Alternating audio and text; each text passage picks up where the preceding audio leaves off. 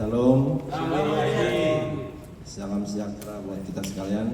Assalamualaikum warahmatullahi wabarakatuh.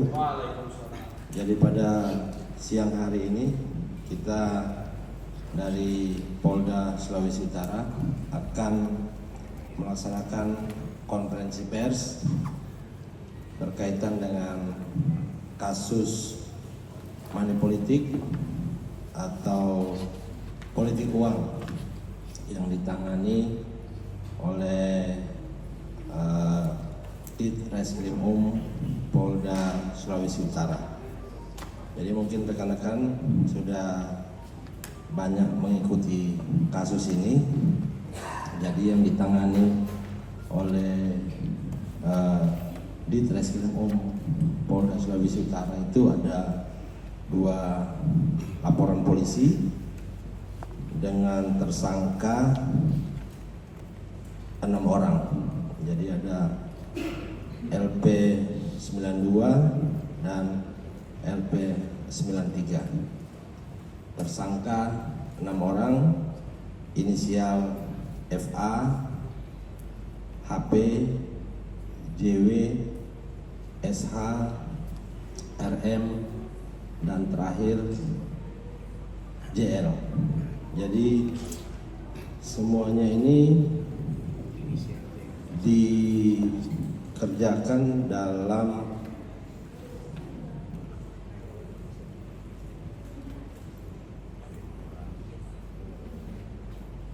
jadi ada total keseluruhan ada 4 berkas.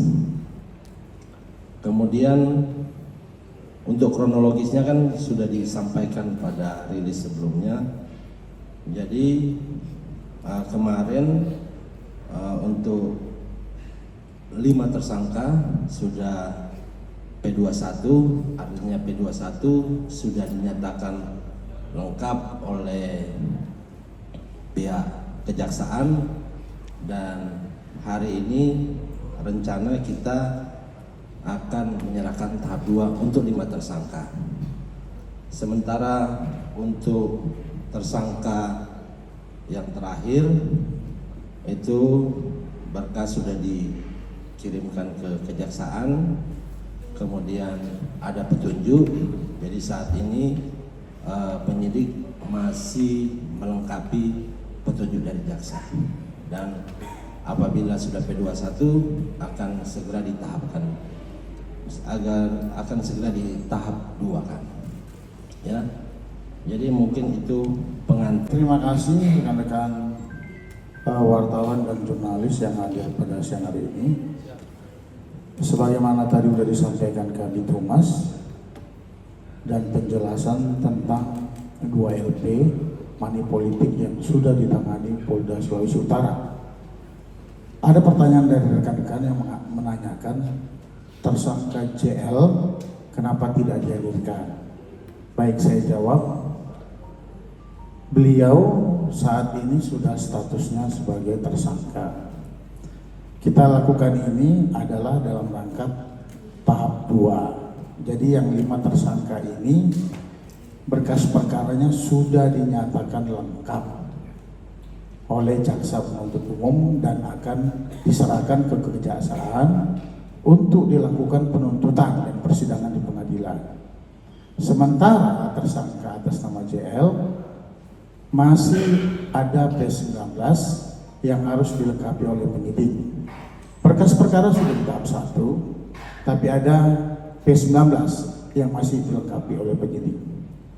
Kemudian ada pertanyaan tentang status JL. Dia sebagai anggota Dewan Aktif, ya.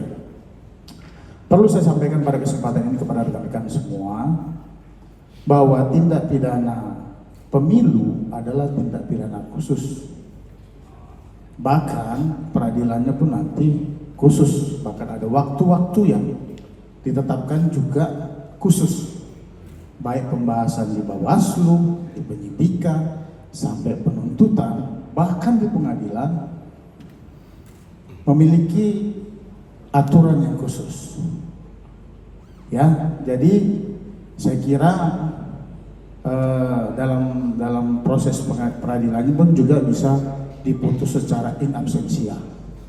Jadi nggak ada masalah itu, ya. Oke, terjawab? Ya, Meki terjawab. Itu berdasarkan hasil penyidikan. Ya. Penyidik berdasarkan 2 alat bukti sudah menetapkan sebagai tersangka. Kalau untuk pembuktian nanti rekan-rekan bisa saksikan di pengadilan, ya. Saya kira itu. Yang pasti penyidik menetapkan tersangka berdasarkan 2 alat bukti yang ada. Oke? Ada lagi? Kedua ya. Ya. Baik, ada pertanyaan dari rekan kita wartawan. Apa tadi? Cenglen, Koran Manado. Kenapa nggak ditahan? Sebagaimana dalam pasal 523 ayat 2 terhadap tindak pidana money politik ini, itu ancamannya 4 tahun. Jadi proses penyidikan tersangka tidak boleh ditahan. Tidak ada yang ditahan mereka nanti setelah putusan. Kemudian terjawab ya. Yang kedua dari rekan kita wartawan, apa tadi, intervensi ya. Sampai saat ini tidak ada intervensi. Semuanya berjalan sesuai dengan koridor hukum. Hak saksi silakan, hak tersangka juga diberikan. Ya, jadi nggak ada intervensi dari pihak manapun. Terima kasih. Ya mungkin rekan-rekan kan sudah tahu jawabannya bahwa kita tidak mengurusi dia pencalonannya. Oke, ya. teman-teman, ini cukup. Rekomendasi Pak, rekomendasi. Sekarang kan belum resmi juga penghitungan, kan belum ada penetapan pleno tingkat provinsi, kan belum ada. Jil soalnya. Tambahan Ya? sedikit ya Pak. Sudah cukup Jo. Sekarang orang bagi yang di barang